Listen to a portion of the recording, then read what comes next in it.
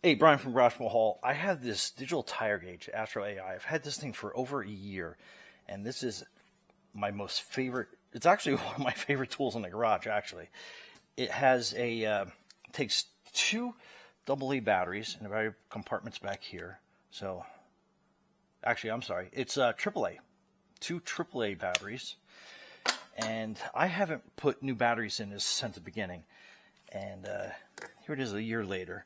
It's got a sliding chalk on it, so it locks in, and then your gauge lights up so you can get a spot on. And I look to put like 38.5 PSI in my tires at least. And then you just slide this chalk back, and then you are good to go. So that is your AstroAI tire gauge. This thing is great. Like I said, I love that fact.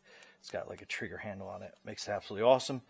And quick connects, comes off and on in a quick second. Anyway, Brian from Garage Hall.